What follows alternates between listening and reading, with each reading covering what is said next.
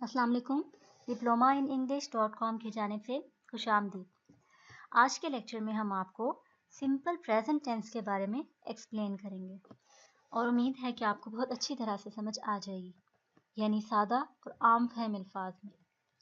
जैसा कि आप जानते हैं कि इंग्लिश टेंसेस 3 किस्म के होते हैं जो कि मेन टेंसेस हैं और बेसिक इंग्लिश के कोर्स में शामिल होने चाहिए, यानी पास्ट, प्रेजेंट और फ्यूचर।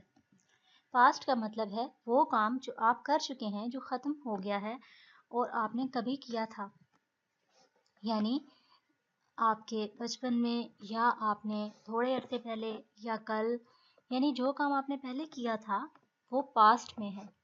जबकि जो काम आप कर रहे हैं या करते हैं तो वो प्रेजेंट में होगा, यानी अब इस वक्त जो कर रहे हैं, नाउ। और फ्यूचर में वो काम होगा जो कि अभी आप एक्सपेक्ट कर रहे हैं कि आप आइंदा करेंगे, यानी आप करने वाले हैं और आपका ये इरादा है, तो वो फ्यूचर में काउंट होगा। और ये तमाम वक्त डिफरेंट हैं और इनको एक ही लिहाज से नहीं लिया जा सकता, इसलिए इसमें फॉर्म्स ऑफ वर्ब के इस्तेमाल में भी फ़र्क होता है और मेन फ़र्क यही होता है।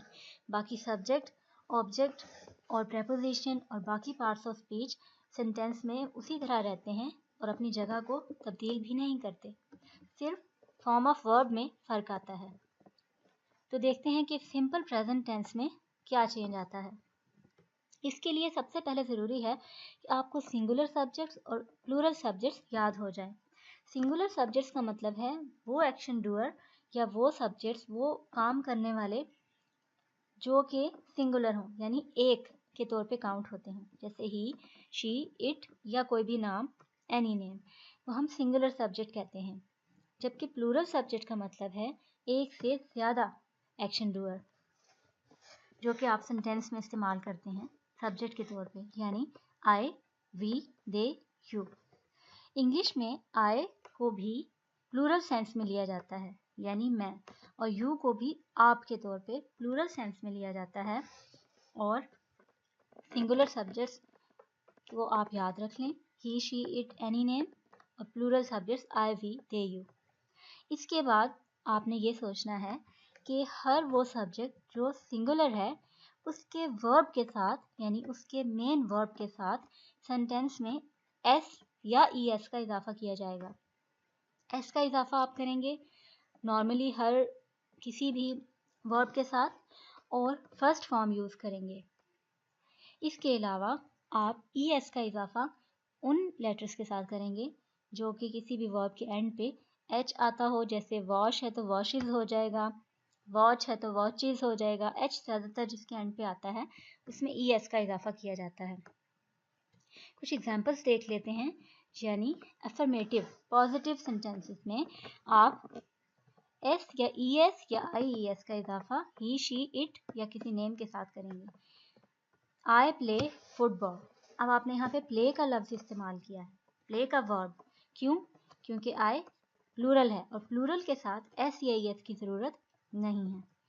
You play football, we play football, they play football. I, we, they, you जो हैं ये प्लूरल सब्जेक्ट्स हैं, जबकि सिंगुलर सब्जेक्ट्स में साथ सिंपल एस का इजाफा कर दिया है। He plays football, she plays football, it plays football.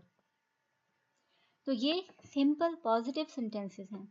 जबकि नेगेटिव में क्या होगा कि सब कुछ वही रहेगा, आई भी अपनी जगह पे रहेगा, प्ले और फुटबॉल सब अपनी जगह पे रहेगा, सिर्फ हेल्पिंग वर्ब का इजाफा होगा जो कि डू या डज होगा।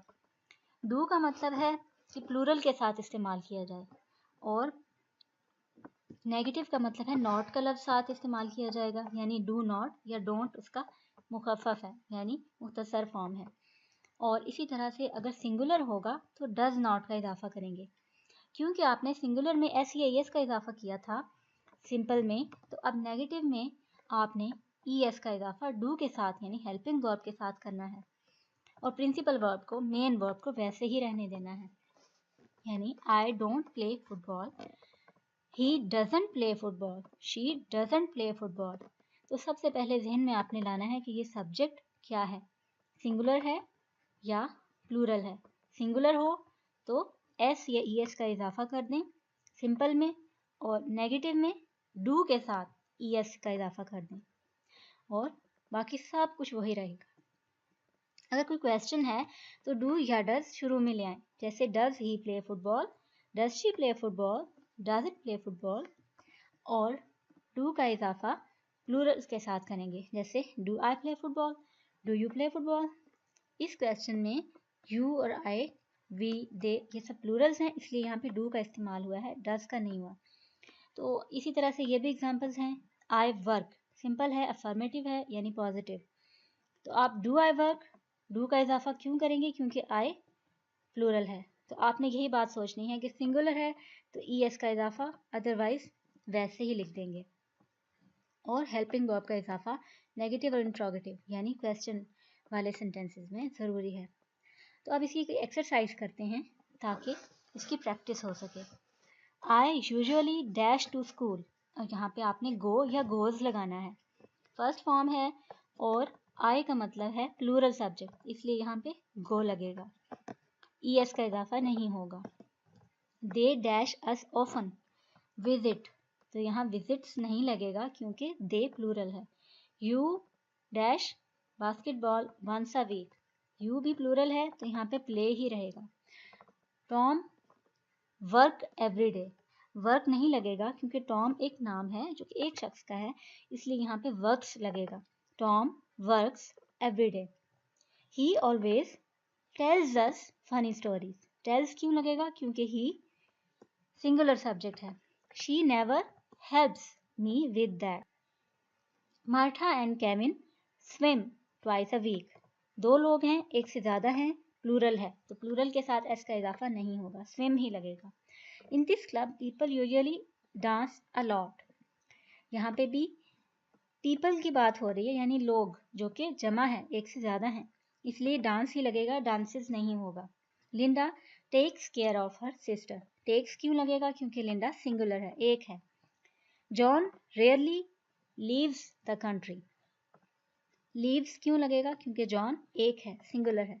We live in the city most of the year, live क्यों लगेगा, क्योंकि वी प्लूरल है यानी जमा है, हम। Laurie travels to Paris every Sunday, travels क्यों, एस का इजाफा, क्योंकि लॉरी सिंगल एक पर्सन का नाम है।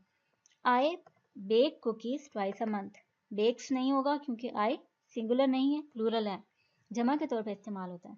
You always teach me new things, teach ही लगेगा, टीचिस क्यों नहीं लगेगा, क्योंकि यू प्लूरल है। She helps the kids of the neighbourhood, helps क्यों लगेगा, क्योंकि शी सिंगुलर है। तो ये सारा खेल सिर्फ और सिर्फ एस या ई एस के इजाफे का है और सिंगुलर और प्लूरल सब्जेक्ट्स का है। एक दफ़ा आप इसे याद रख लें तो आपको नहीं भूलेगा। इसके अलावा आप ये बात जहन में रखें कि आप पाकिस्तानी हैं, उर्दू से इंग्लिश में आपने राइट करना होता है, तो उर्दू में इसका साइन है कि इसके फ़िक्रे के एंड पे ता है, ती है या ते है आता है। जैसे मैं स्कूल जाता हूँ, हम खेलते हैं, तो एंड पे ये ता है का इजाफा होता है। तो आप जब उर्दू से इंग्लिश में करने लगें तो पहले सबकी इंग्लिश कर दें, उसके बाद सिंगुलर और प्लूरल सब्जेक्ट्स को देखें और उसके मुताबिक एस या एस का इजाफा कर दें। नेगेटिव हो तो डज नॉट और डू नॉट, और अगर इंट्रोगेटिव हो तो डू को फिक्रे के शुरू में ले आएं। नेक्स्ट लेक्चर तक के लिए diploma in english.com की तरफ से अल्लाह हाफिज़। Thank you.